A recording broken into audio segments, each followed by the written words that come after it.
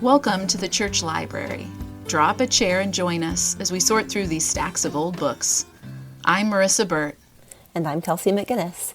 And here in the church library, we host conversations about popular Christian books. This season, we are dusting off Christian parenting resources. Our book, The Myth of Good Christian Parenting, How False Promises Betrayed a Generation of Evangelical Families, examines many of these books, the obscure, the bestsellers, the ones that still pop up in church parenting classes. Let's see what's on the bookshelves today. Hello, Marissa. Hello, Kelsey. And hello, Peter. Hello. Thank you for joining us. Thank you, listeners, for being here in the church library with us. We are joined today by Pieter Valk. We're so excited for this conversation. Marissa, how did you get connected with Peter? Gosh, I am not sure when I first came across your work, Peter, but we're both, are you still in the Anglican Church in North America? Yeah, so we're both in the same denomination. So probably something denominational, and have followed your work with interest over the years. And so when we thought to talk about, today we're going to be talking about Dobson's book, Bringing Up Boys, and we wanted to talk about issues surrounding masculinity, and Peter and I had reconnected on Instagram, and so I thought, oh, this would be a great conversation to get your perspective on. So would you introduce yourself to our listeners? Tell us a little bit about your work and your background, whatever you'd like to share. Yeah, sure. And thank you guys so much for having me on. It was preparing for this kind of conversation really took me back, and reading over a little bit of that book and remembering some stories that I'll tell will be really entertaining. It was a journey, but so I get to write and speak about discernment and vocational singleness and kind of LGBT plus topics according to historic Christian sexual ethics, in the context of I am the director of a nonprofit that does consulting and training with churches who want to become places where LGBT plus people can embrace and thrive according to historic sexual ethics. And we've trained over 35,000 Christian leaders, which is pretty cool. And then, yes, I'm a diaconate explorer in the Anglican Church in North America, so very early in the ordination exploration process.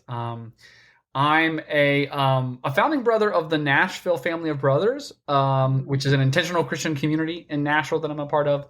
We might not end up chatting about that today, but I thought I might share. And then I'm also a licensed professional counselor, and I specialize in serving gay Christians hoping to steward their sexualities according to a historic sexual ethic.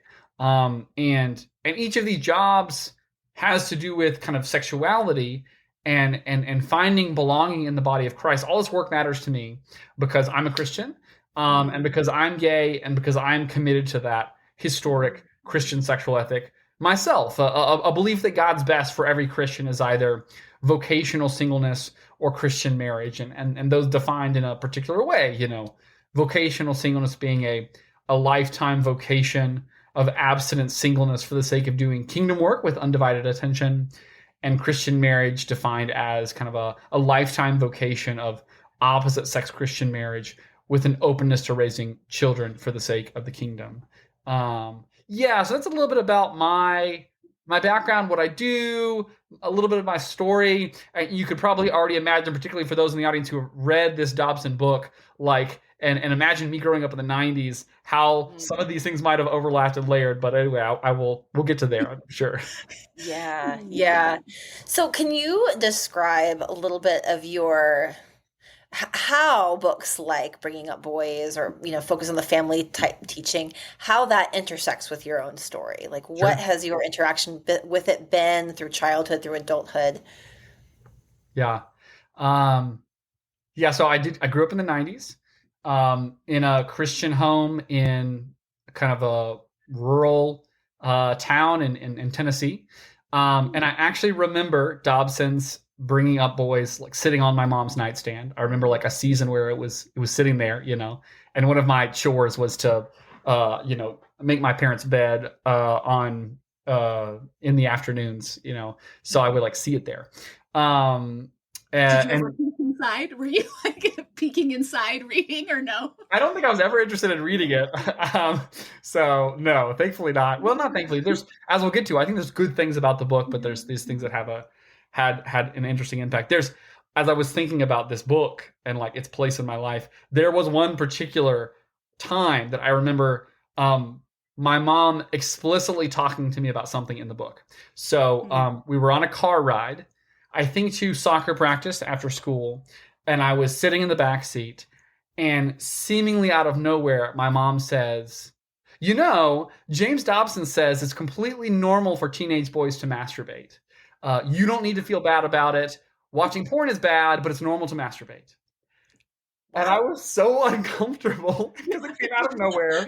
My mom and I had never talked about this kind of stuff before. I think I responded with some version of, "Okay, thanks for telling me." And then we changed the subject. Can I go to soccer now? Yeah. Yes. So that was the only direct conversation we ever had about the book. I mean, my mom read the book. My mom was definitely kind of Christian radio was on all the time when we were in the car, and probably heard Dobson stuff on, Focus on the Family stuff on. And yeah, there's lots of ways that like I was indirectly impacted by the ideas in that book and kind of the whole ecosystem, kind of Christian culture war advice for parents during that age. You know, it impacted my views on masculinity and whether I felt masculine enough. It affected the ways that I kind of hated myself when I realized that I was gay. I think it really impacted my parents' shame when they realized that I was gay. So yeah, a lot of impact, and a lot of it not great. Yeah. How many kids are in your family? I've got a younger brother. There's two of us. Yeah, these things were so layered. And one of the things we explore and talk a lot about is the impact, because it was unique in each family, right? Different families engaged the material in different ways. But a lot of it was articulated in books like these, but was in like the evangelical water everyone was swimming in other ways as well. And I'm thinking, you know, Dobson obviously, he wrote his first book in 1970. His ministry just kind of grew and expanded. Bringing Up Boys pops on the scene in 2001. So Focus on the Family is really well established. They've been a trustworthy in evangelical circles name, speaking authoritatively about family life for a number of years.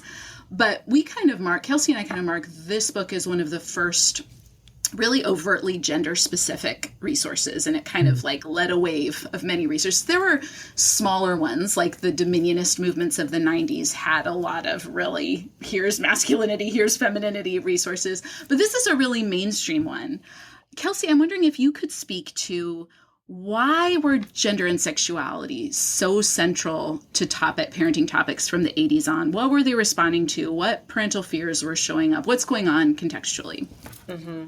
Yeah, I mean, I think we can reach back into Dobson's writing in the 70s and see a lot of panic around feminism, around the feminist movement. That's like, you know, kind of one of the greatest hits of a lot of these kinds of books. It shows up in this book too. Pretty strong. Yeah. Like feminism becomes this boogeyman in the same way that like communism becomes a boogeyman, or like Marxism, right? These movements that are perceived as breaking down these cultural structures that Christians have taken for granted for a really long time, and especially for American evangelicals in the 70s.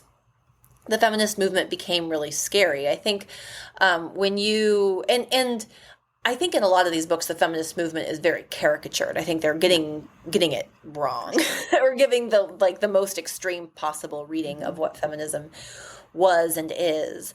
But you know, it's perceived by many evangelicals as this movement to just strip away gender distinction, gender difference, and gender roles. And that panic starts in the late 60s, and it really, I would argue, hasn't gone away since then. Like, I think that panic has just kind of kept on going and taking different forms and latching on to different particular political concerns. But there really is this fear that the cultural current is toward washing away these gender structures and roles that God has ordained for us, or like built into the fabric of our, there's just sort of sacralization of them, and this desire to battle for them and fight for them, and that you can save them by instilling beliefs about gender in your children from a very young age. By modeling a certain kind of masculinity and femininity, we can maybe help start to turn this tide away if we do this the right way. And so, I think, like I said, I think that really starts in the 70s, and it has not stopped. It still shows up. It shows up in the influencer content we look at all the time. And it shows up in books like this, like Bringing Up Boys. I have on my desk Kevin Lehman's What a Difference a Daddy Makes, which is about father-daughter relationships. And again, there's just this like almost obsession with modeling a very particular kind of heteronormative sexual ethic and way of moving in the world for Christians and Christian children. Yeah. And the stakes are so high. In this book somewhere, Dobson says something like the fate of Western civilization hangs on it. I mean, he's leveling at that. Like, if we don't get this right, kind of like the family order, how this all plays out. So yeah, there's the fears, but also the missional, like we really need to get this right. Which I think, as you indicated, Peter, like just saddled families with a lot of shame and isolation if in whatever way it didn't work out for them, or if they fell outside this vision for what it should look like in any capacity, they probably failed. The parents probably failed in some way. And the children really are kind of erased, because this is written to parents and is kind of, the tenor is really preventative, like preventing the fears that would happen. Like in his chapter on homosexuality, he really speaks to that in particular, like how do you prevent that from happening?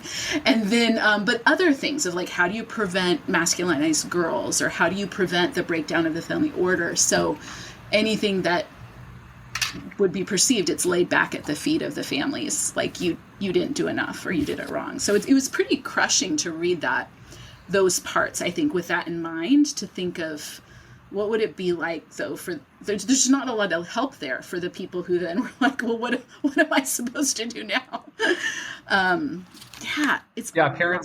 Parents feel like everything there is their fault. Yeah. And then anything that's going wrong with their kids is just a reminder of their failure.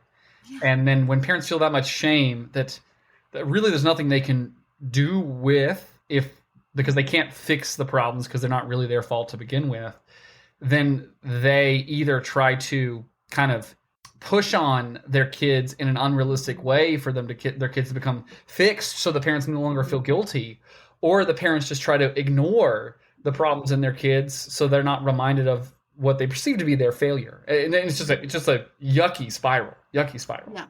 Yeah, it really is. And there's a lot of pressure. So in the book, Dobson, this is a direct quote, he quotes Joseph Nicolisi, who we'll talk about later, and says, masculinity is an achievement. How would you describe, Peter, I'm curious, what you perceive the evangelical view of masculinity at that time? Like, what defined it, or even into the present? And like, what are some key indicators if you were to be like, this is what I felt like it needed to look like? Yeah, I think, unfortunately, this version of masculinity, and I wouldn't say it's biblical masculinity. I would say is kind of a caricature of biblical masculinity that's typical of a certain era of evangelical Christianity that, continues today. That men are tough, stoic, athletic, dominant, and it just definitely pushed this oversimplified gender stereotype for boys and for men, that the real boys are tough and emotionally restrained and aggressively heterosexual, and it led to boys of all kinds to kind of police each other's voices and interests and gestures, and underneath it was just a lot of fear, like fear of gayness, fear of femininity, fear that boys just wouldn't turn out right, and then, you're totally right. Then parenting those kids, those boys, becomes this project of prevention, prevent effeminacy, prevent homosexuality, prevent anything that doesn't match the narrow ideal. And then when that's your lens, any tenderness or deviation becomes a crisis, and I think biblical masculinity is very different, right? Jesus wept, Jesus embraced, Jesus submitted. I really don't think biblical manhood, I don't think it needs to suppress softness or shame difference. I think it calls men to love with strength and with sacrifice, not to control with aggression or not to have to perform for others. But yeah, unfortunately, I think that like Dobson era parenting mindset really confused cultural gender roles with spiritual formation and assumed that if we could just make our boys more stereotypically masculine and villainize queerness and secularism, then they would grow up to love the Lord. And I don't think that strategy really worked. I think it made boys, gay and straight alike, feel really inadequate. And then that inadequacy made them vulnerable to other secular scripts that seemed more accepting or more empowering. It made them more vulnerable either to secular scripts or kind of a toxic masculinity that you find inside and outside of the church. Anyway, so that's at least what it seemed like to me. I mean, this is like a phrase that I don't even remember where I heard it, but it's this, masculinity is hard fought and easily lost. That perspective that like, and I see that when I look at these books, right? Like there is so much placed on men and boys to both achieve and prove their masculinity. And there's also this precarity that this, like, it's a losable thing that, like, for girls, because there are these biological markers of becoming a woman that are so clear, when you go through puberty, and there is much less, I think, in terms of, like, achieving womanhood. You become a woman, right? But, like, you can lose your man card. Like, there are all these ways of talking about masculinity and femininity that are cultural in particular. I mean, I think that this is outside the church as well. I think men who are not believers also deal with this. But I wonder if, like, in your work, you see the downstream impacts of this, like, this precarity, this having to prove yourself over and over again. Yeah, I mean, I particularly see this in the intersection of like how it affects kids who notice that they experience same-sex attractions. And it's like, you mentioned it's only one chapter of the book, but in some ways it's kind of a chapter that is kind of the whole gist of the rest of the book, just like taken to the nth degree, and so it's not really that different in that way. But yeah, in particular, Dobson pushed this unsubstantiated theory that a bad relationship between sons and dads leads to homosexuality, essentially. And I think the quote, let's see, did I write? I wrote down the quote. This is James Dobson. Homosexuality is an abnormal desire that reflects deep problems, but it doesn't happen very often, and it's not likely to happen to you. Is another fun quote around this homosexuality stuff for this book. Yeah, I mean, I think his narrow view of masculinity empowered the idea that effeminacy in men was bad and probably a sign that someone was gay, and being gay is shameful. And at least for me, like as a gay kid in the closet, I picked up on this narrative really quickly.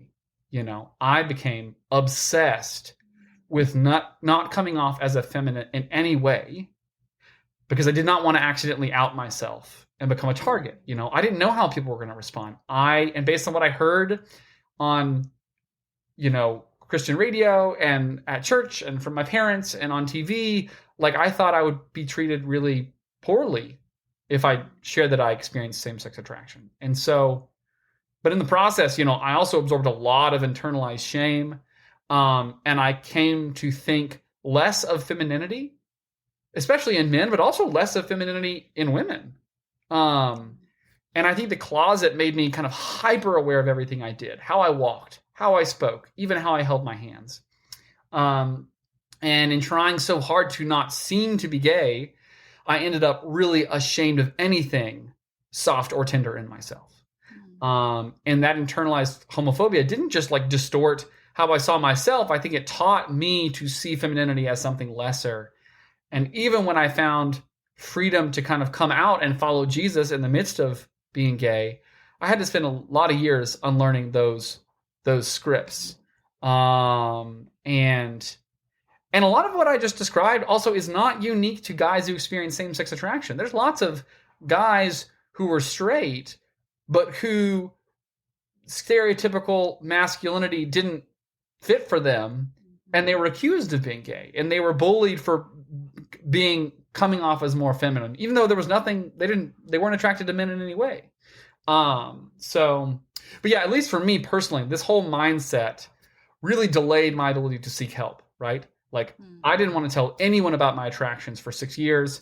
And then when I did it out of a sense of desperation and a fear of being a disappointment. Like, I was really afraid of disappointing my family, my church, my mentors. And that silence really hurt my relationship with God and hurt me and hurt my relationship with other people. But honestly, I was like one of the lucky ones, like I held on to my life and held on to my faith. Too many of the gay kids who grew up in the church either left Christianity or committed suicide because of some of these oversimplified and ultimately destructive ideas. And that's not even getting into the impact this has on the parent side, which we can talk about, but yeah, we see this is pretty typical of what we see on kind of the side of a Christian who grew up in the church over the last couple of decades and experienced same-sex attraction as a boy. A very similar experience with masculinity and particularly effeminacy being this calling card for being gay and being something that you needed to guard against to convince your friends that you weren't gay, maybe to convince God or convince yourself that you weren't gay. Yeah.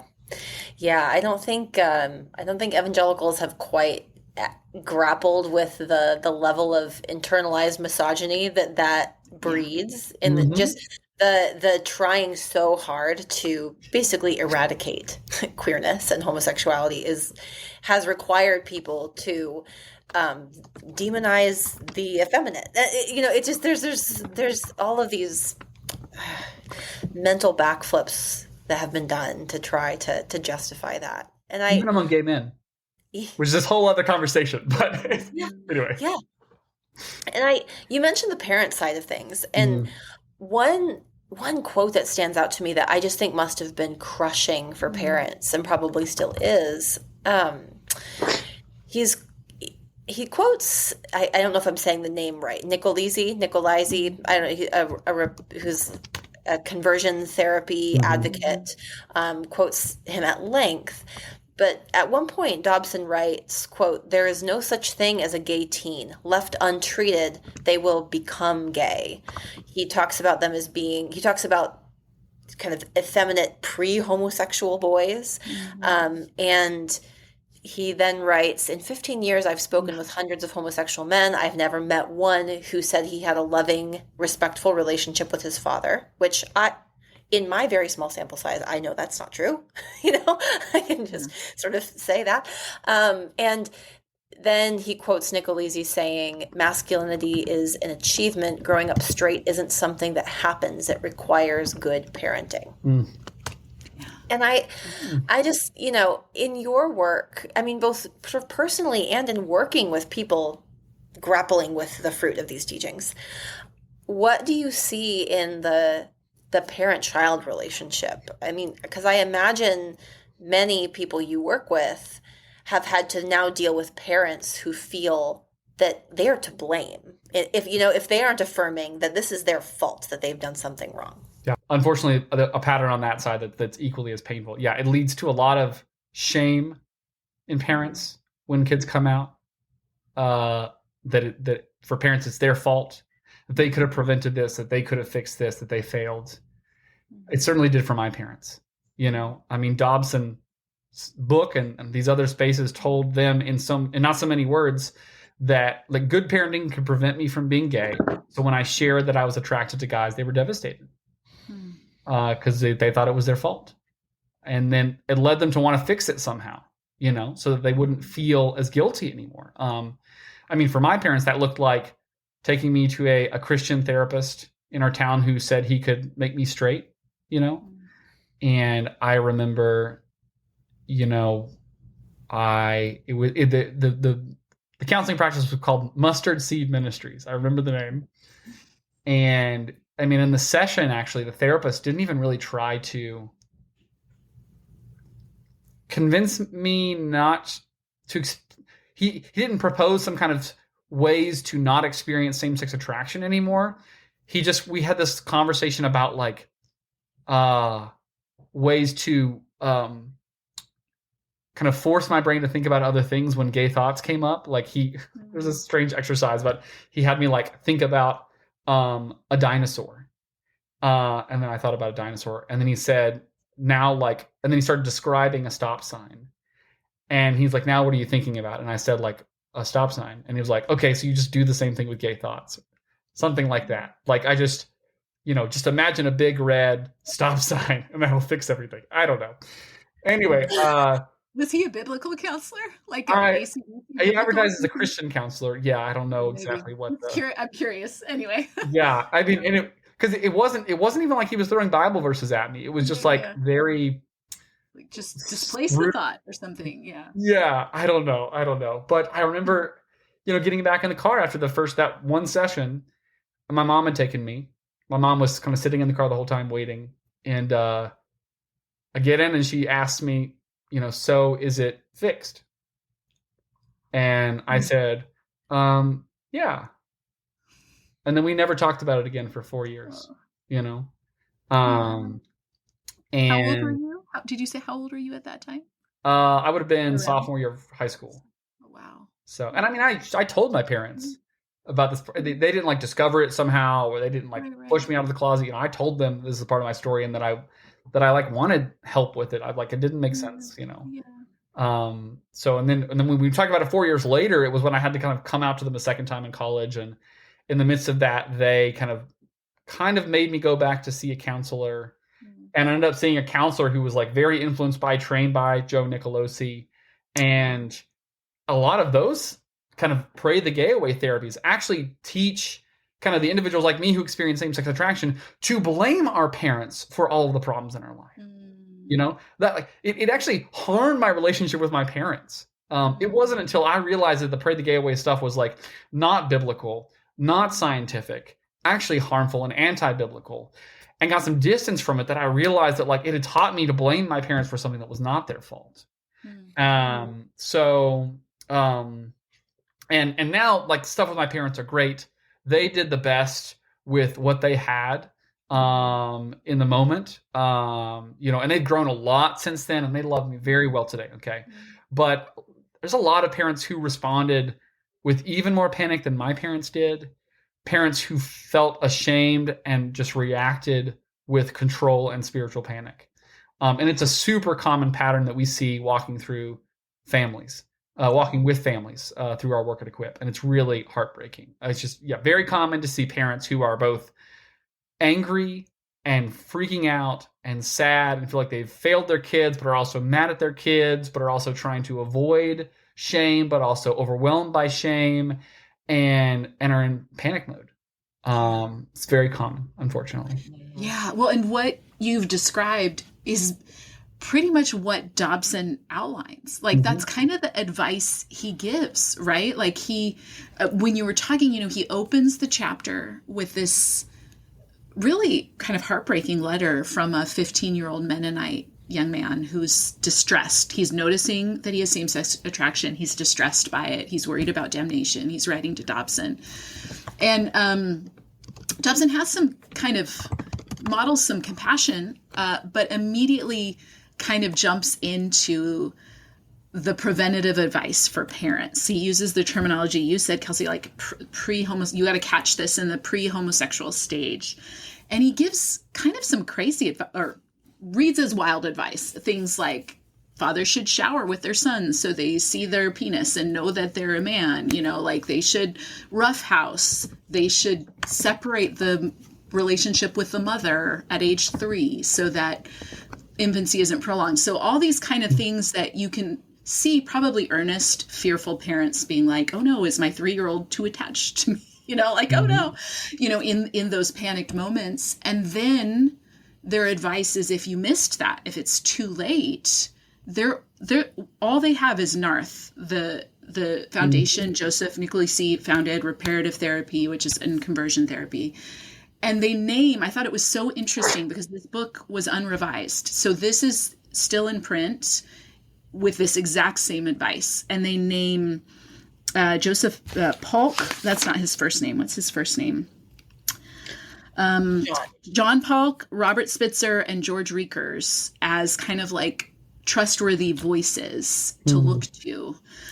If you need to find counseling, go to a NARTH, National Association for Research and Therapy of Homosexuality. Go to a counselor trained in that.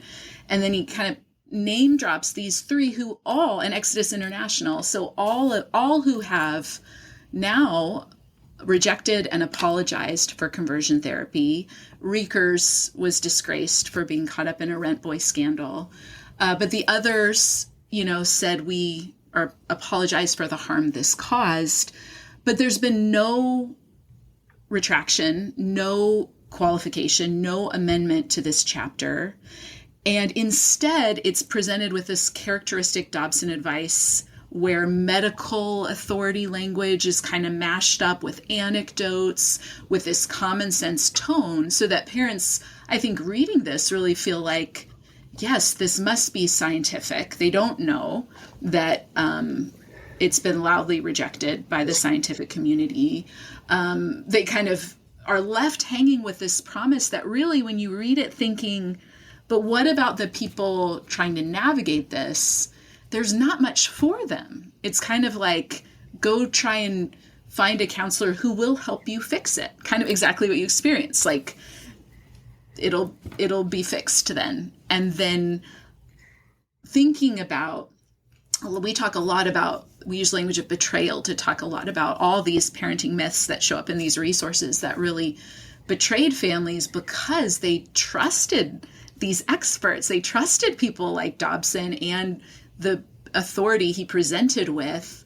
But then when the bottom fell out, they were left holding the receipt.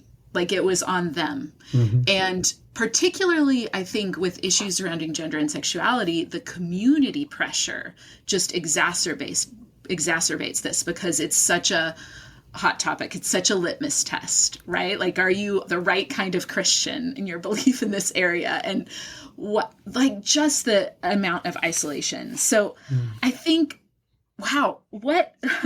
And unfortunately, this is not just history, right? Yeah. I mean, this is why y'all's work and understanding what has been with these patterns is so important, because we can recognize if they start to pop back up. Literally, Joe Nicolaisi's son has founded a new therapy practice called reintegrative therapy that is the exact same theories and work, just with new branding and slightly different language. And it's popular again in some evangelical spaces. And so it's just really important for us to see we've tried this before. We've been sold this lie before. We've been betrayed by this before. Let's not be fools and let it get a foothold in our churches again. So that's why it's so important to understand where we've been already as a church. Yeah, and listen to the people who are saying, we lived this. Yeah. Right? It's not theoretical anymore. Like, there are plenty of people saying, yeah, this is the kind of fruit it bore in my life and in my family and in my relationships. Yeah. And in churches. I'm curious, because you do a lot of work in church communities too. How do you see this play out collectively, right? Like, we've talked a little bit about for individuals and families. Like, what about in churches and what, I mean, this is probably a whole nother podcast, but what would you maybe offer listeners? We've got listeners all across the range here, probably listening, people who've deconstructed, people who are in conservative spaces, everywhere in between, as kind of a alternate way forward, right? Like to not repeat this mistake of Dobson, who's kind of like, well, here's our kind of prescriptive idea, and if you fall outside the bounds of this, well, good luck to you, but you're on your own. Totally, Like what's something to help people find a way forward? Yeah. Very long story short, I would say it is to have age appropriate and kind of biblically informed conversations with your kids before puberty about God's wisdom for everyone's sexuality and God's love and wisdom for LGBT plus people, which, may be different depending on, your different audience members' convictions on these things. But we really want to make sure that as soon as some kids notice that they experience same-sex attraction or gender incongruence, that they feel the safety to share with their parents and make sense of this stuff with their parents and with trusted mentors, instead of having to make sense of this alone or with whatever weird solutions they find on the internet in either extremes, or go into the closet like so many had to in my generation. And so that's my biggest advice. And there's some great resources out there to kind of equip parents to have those conversations with their kids, because there's not a way to prevent someone from being gay or being LGBT plus, right? I mean, the consensus of scientists is it's a mix of nature and nurture, but we don't know what those nurture elements are. So there's not a way to reverse engineer some kind of prevention regimen, right? It's not, long story short, it's not parents' faults or the kids' faults if they notice that they're LGBT plus in some way. And so it's not enough for churches just to say, well, parent your kids well and you won't have to worry about this. No, 5 to 10% of our kids, no matter how well you parent them, this is going to be a part of their story. And it might be your kid. So be prepared to have these conversations with them in age-appropriate ways. Create safe space for them to share with you if this is a part of their story, so that you can disciple them around this if this is a part of their story. And if it's not a part of their story, it'll be some of their friends' story. And so you might as well disciple them around these things anyway, so that your home can be a place where your kids' friends can have these conversations and can draw close to the Lord as they make sense of these complex parts of their story. So I think in some ways the answer of, well, if you just parent well, this won't be in your family, was in some ways an easy solution for churches to offer their kids, offer their parents and their families. Instead, I think churches need to accept the responsibility that it is their job to equip parents for these conversations. And their job to maybe push parents who are reluctant to initiate these conversations in age-appropriate ways, because parents just want to stick their heads in the sand and assume, well, this won't be my kid's stuff, so I'll never have to talk about it. And then wait until it's too late to try to catch up on those conversations. So I think it's really is a church's responsibility to make sure that parents know, hey, these are conversations you're going to have to probably have with your kids. We know they're scary conversations. Let's equip you for how to do it well. Not necessarily for churches to replace parents in terms of having those conversations with kids, but to empower parents to have those conversations with kids if they'd like to. So yeah. Could you, I don't know if this has been a part of your work or not, but one thing I'm really curious about in this conversation about churches and dealing with these things collectively, what advice do you have for church communities that are wanting to do this better, and they just have people who want to deal with it differently? Like, there are affirming members of this congregation who want their children to be able to be out and not celibate. And there are people in this church community who don't want to acknowledge the existence of this. Right. It's a problem. Have you seen good fruit in communities like this where people are able to treat this as a secondary issue, or is that still something that is almost impossible? Sure. Yeah, it's definitely, for maybe some of the obvious reasons, like it's complex. It's always hard for people to be in community amongst disagreement, but we should be able to do that as believers. I don't think that's the barrier. No matter what church we're in, there's not going to be perfect unity on every bit of theology. We're going to have to live in the tension of having some disagreement and respecting people who believe differently than us. So I think that's something that Christians should be able to do and can do. I think what becomes challenging and why I haven't seen many churches do that well is there are some ways that, like, and you even maybe hinted at it, if we're going to really talk about LGBT plus topics and how to care for our kids well, according to a range of convictions, some of the downstream solutions, public conversations, programming, supports are kind of mutually exclusive with each other. And so what I've noticed then is that the only churches that seem to be able to kind of maintain a that tension of believing differently on it is to never really talk about it that deeply. And is to never really equip parents with tools and solutions.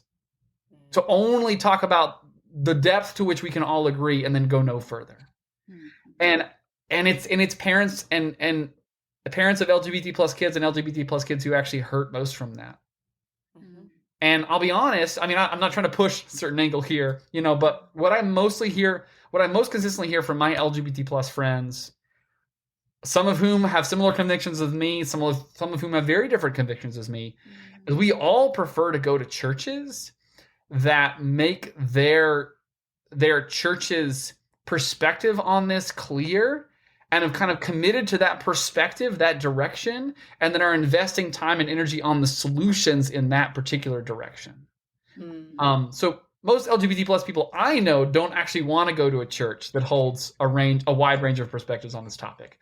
But I don't want to open that can of worms too much. But no, that's super helpful though, because I do think that the churches that are wanting to do this better are going to have to deal with that, because they're going to. If you have a church, I mean, I live in Iowa. It's a very conservative place. Yeah. The evangelical churches near me are far and away clear non-affirming. But that's becoming increasingly untenable when you have teens coming out. And are you going to look at this whole contingent of families and say, sorry, you have to go find another place? I think there are some churches that understandably are like, we don't want to do that. Right. But what other option is there? And I certainly don't have an answer, but I see that coming to a head in a couple of communities I can think of right off the top of my head. Yeah, it's tough. Would you say Church Clarity is a good resource for people, that website that kind of, are you familiar with that? That sort of classifies churches as clear affirming, non-affirming, clear, you know what I mean? Yeah, we could go down a whole rabbit trail there, because I actually think it's more helpful to kind of distinguish between kind of progressive revisionist sexual ethic perspective versus, on the other extreme, a pray the gay away, ex-gay theology perspective versus kind of a historic empathetic Christian sexual ethic, kind of in between those. I think there's more. I think it would be more. I mean, we could. It's all along a spectrum, right? We could define 1,000 different points on the spectrum. But I think it's really more accurate to say there's at least 3 different distinct camps that a church could be in. And I think that the fact that Church Clarity, in my opinion, falsely lumps a historic, compassionate Christian sexual ethic with pray the gay away makes it a not useful resource, in my opinion. But I do think the broad concept of churches should be transparent about their convictions. I absolutely believe in that, because I think bait and switch experiences can be really painful. I'm talking about the experience of betrayal again. If a LGBT plus person goes to a church and the church kind of sends off, kind of casts vibes of maybe being a little bit more progressive, and so then they spend 2 or 3 years there getting to know Jesus for the first time, or getting to know Jesus again, believing it's a safe place and believing that this church kind of maybe holds their same convictions, and then all of a sudden gets the rug pulled out from under them and learns later, because they apply to be a Bible study leader or apply to serve on the worship team, that actually the church privately has a kind of more kind of traditional sexual ethic, and they've reached the gates of gatekeeping around some stuff. A deep sense of betrayal, that ultimately it's really easy for them to feel betrayed by Jesus. And that's really destructive for people's faiths. So I think it's really important for churches to be really honest about what their convictions are. and give people that information up front, And I know lots of people who are gay and Christian and convinced of a revisionist sexual ethic, but who choose to go to churches that believe something different because they like some of the other stuff going on at the church, but they just know from the beginning kind of what the limits are here, what compromises they're making by showing up at that space. But at least they know how to keep themselves safe and where they might bump into tension. You know what I'm saying? So, yeah. Yeah. I wonder, too, if what you were describing, Kelsey, and what you're describing, Peter, the spectrum is kind of daunting to explore because it also pokes at some of these other myths around masculinity and femininity and marriage as often the singular expression of adult maturity. Like evangelicalism is often like, this is it. Marriage is the pinnacle, And so I'm wondering if you can speak to, because I know a little bit about your work with Nashville Brothers, but there's an adjacent conversation here about how do people engage the body of Christ, their giftedness, their presence in a church community, if they don't fit this, like, you're on the track to heterosexual marriage as often laid out in these resources, right? And without denigrating the wonderful thing of the vocation of marriage, evangelicalism has long been kind of impoverished in their view of a celibate vocation. Mm-hmm. So and the place of singles in the body of Christ. Can you speak to that a little bit? Because I know that's another piece of your work. Maybe tell us a little about the intentional community you live in, but how do you see those things being maybe adjacent to how churches can cultivate safe communities for people, particularly maybe who take your perspective, who want to live a faithful historic sexual ethic, who identify as LGBTQ, but are kind of like, where do I fit in a congregation? Mm-hmm.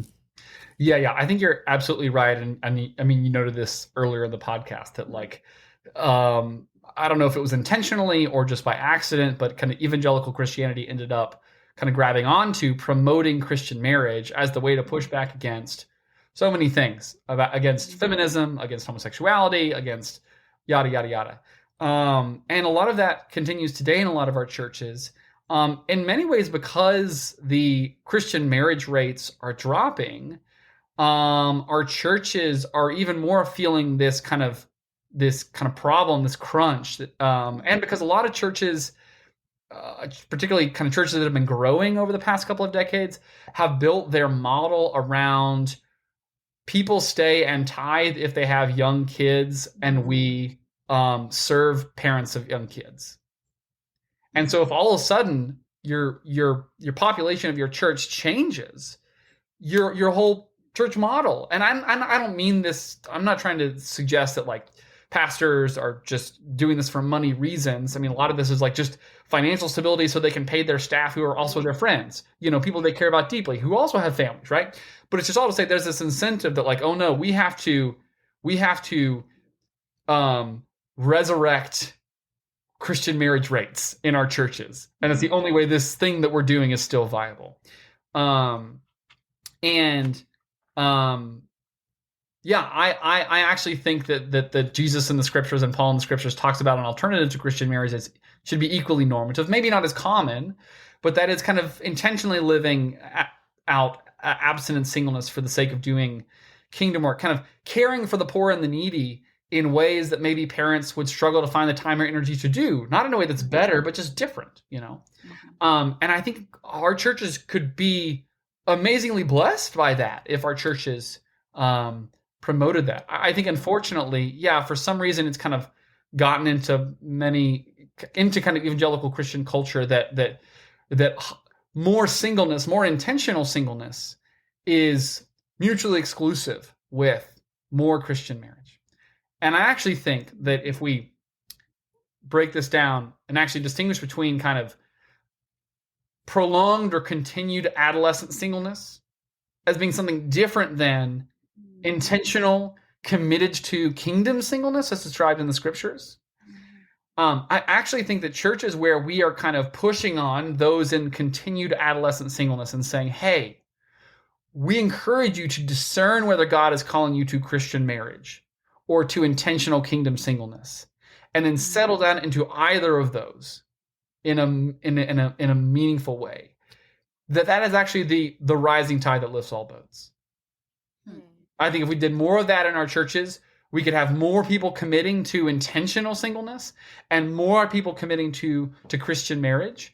And I think more of both would actually be great for our churches. So now maybe that's more relevant kind of in more like, I mean, I'm in like a kind of a metropolitan context where it feels like a lot of the people in our churches are single Christians now who are kind of delaying marriage. It's different in different contexts.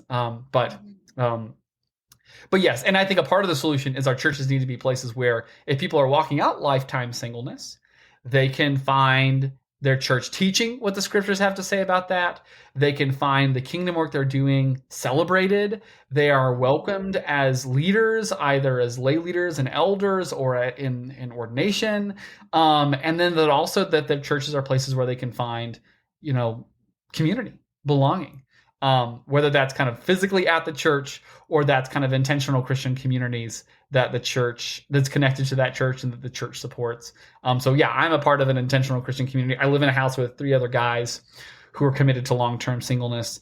And we kind of do life together as a house and pray together and do meals together and vacations and holidays as we discern how God is calling us to leverage our singleness for the sake of the kingdom. And we're grateful that our churches have been a part of supporting this and helping us cultivate this community. So, yeah, as you're describing this, I just find myself thinking back to books like Bringing Up Boys, What a Difference a Daddy Makes, these gendered books about parenting, and how from such a young age, children are sort of taught implicitly or explicitly, and parents are told to see their children as needing to perform a version of gender toward the end of them being married someday, sort of their ability to perform femininity or masculinity is so very important because it's ordained by God, but also because it is setting them up to sort of fulfill this role that they must fill to be to be like a godly family, to form a godly family, to be the nesting umbrellas, to be able to fill that role.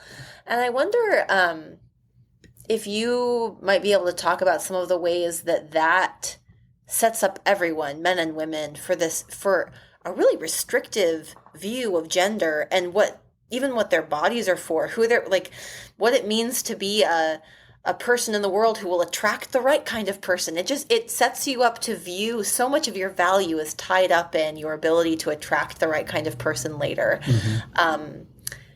And I think I can see in that some really restrictive things for everyone, whether they're queer or not, whether, male or female, Yeah.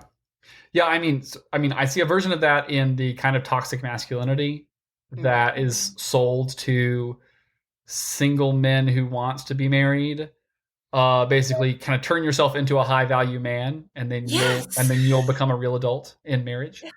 And then in a very different way, I hear, I have a lot of friends who are female Christians and who are walking out long-term celibacy, whether intentionally, whether their choice or kind of involuntarily. And they speak to kind of even more pain with that because, sure, there were ways that I grew up being taught that like part of what it meant to be a Christian man was to get married and be a father. But even more so, they share with me that what they were taught growing up was to be a Christian woman, you had to be a wife and be a mom. And that there's basically no way to be a faithful Christian woman without being a wife and a mom, which for celibate women then seems particularly painful in a way that it's not my experience. And so I'll never really know how much they feel like they're giving up by maybe accepting a call from the Lord to vocational singleness, kind of based on what culturally they heard. And then that's not even getting into the whole conversation about, because in the past 100 years, we've moved for good and bad reasons to marrying based on romance and based on dating, that then we have to compete to be good enough to be loved. You know, and I think we can get a whole longer conversation about this, but I think it's one of the things that's really a way that people walking out vocational singleness and finding community among other vocational singles, not based on romance or sex, but just based on who they are in Christ. It previews a certain good reality about the new heavens and new earth, where it's a place that we can all find companionship and belonging without having to be smarter or funnier or sexier or richer or whatever. You know, I mean, there's certain aspects, even in kind of the Christian dating space, that is so dehumanizing. I mean, I get it. We want to marry people that we find attractive. But in another sense, we're all buying into this idea that another person only deserves our love if they're attractive enough. Anyway, the whole thing there. Oh, that's so interesting. It also makes me think of kind of the narrative when you were talking about Christian female experience, because I think you're absolutely right. So many of the resources and frameworks really value women really for their childbearing years. So it includes, you know, when you're out of that, like the way you can serve or be valuable in the church can be limited in certain corners of the church, right? It's in those moments. And also there's this sense that like your separateness outside the family unit, right? Like this shows up in Christian parenting teaching a lot. It's difficult for them to perceive children as autonomous and separate people. And it makes me think, we just were talking about Growing Kids God's Way last week, which is by Gary and Anne-Marie Ezzo. It's a big Christian parenting title. And they have a part where they talk about, he says something like, nowhere in the Bible you can't have chosen family, because nowhere in the Bible is there family described outside of the biological family. And I remember marking it up because, even as you've said, it was so astonishing to hear a Christian say that, when all throughout the New Testament, this is the language we're given for our relationships in Christ. We have spiritual mothers and fathers. We're siblings in Christ. Like we are in family together outside of this nuclear family unit that has become so, everything's been condensed down to this as the thing that will save Western civilization for the church, as Dobson says. And again, without dismissing the, you know, kind of like, it doesn't have to be either or, like that can be important, but we can all celebrate this reality that we are siblings. We find our family in Christ. And I love how you put that, Peter, that's a preview of what is to come as well. These relationships are not undone. They don't disappear. They are in Christ. We're unified, and they have an eternal quality. That's lovely and hopeful. I'll be thinking about that for a while. I like how you phrase that. Thank you. Were there any last thoughts? Anything you wanted to share with our audience, listeners? Kelsey, do you have any last thoughts you want to share? Either Peter, either of you? I don't. I'm curious to know from Peter if, like revisiting this, if there was just one thing that sort of stuck out as like, this is worth, this is worth saying, or this is worth trying to push back on.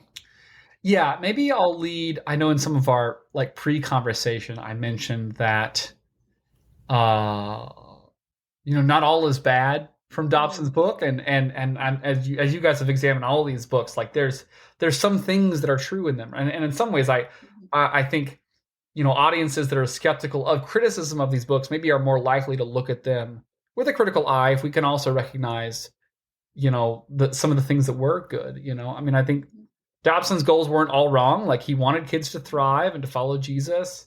Right. He's not a villain. What? Yeah. He's not a villain in that sense.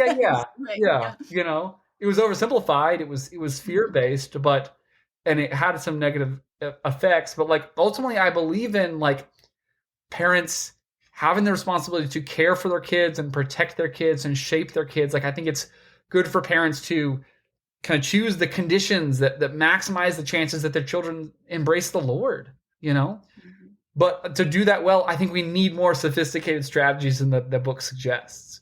I think there's a difference between cultural panic and biblical conviction, so yeah, I think if we want to raise boys who follow Jesus, then we need to disciple them with tenderness and with truth.